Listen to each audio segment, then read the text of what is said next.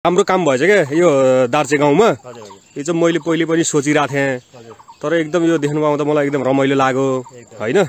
अनि यो चाहिँ गाउँको सफलताको एउटा प्रतीक बनिरहेको छ अहिले। दुर्लभ भएको बेललाई हजुर हजुर हामीले यसलाई संरक्षण गर्नको लागि हामीले गाउँका बुबा आमा दिदीबहिनीसित सल्लाह गरेर हजुर हजुर यस बेललाई बेल भगवान जुन शिवजी भनेर चिनिँदो रहेछ। हजुर हजुर हजुर यसलाई बाटा हिँड्ने बटुवाहरूले यसो धर्म कर्म गरेर हजुर हजुर ढोगेर आस्थाको थलो भनेर हामीले यसलाई तलबाट पेटी उठाएर हजुर हजुर सानो 50-60 हजारको लागतमा बन्छ कि भन्ने हिसाबले हजुर हजुर हामीले सल्लाह गरेर बनाइरहेको छौँ। हामीले विभिन्न साथीहरूलाई सम्पर्कमा गएर 1000, 2000, 3000, 5000 सहयोग मागेर पनि हजुर हजुर हामीले यसलाई स्थापना गर्ने कुरो अगाडि बढ्यो। भनेपछि यो कुनै कोषको पैसाले होइन, हामी दाजुभाइहरूले अलिअलि गरेर दिएको पैसाले बनिरहेछ। कुनै कोष छैन, हजुर आस्था प्रेमी मान्छेहरूसित ए हजुर हजुर हजुर ल भाइ साथी हो यति रुपियाँ लायो भनेर विश्वासमा चलिरहेछ। लगभग हाम्रो टार्गेट भनेको यहाँ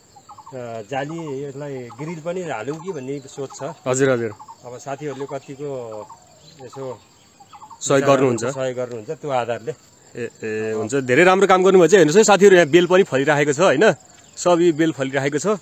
अब हाम्रो गाउँ चाहिँ यस्तो हो, पुरै हरियाली छ।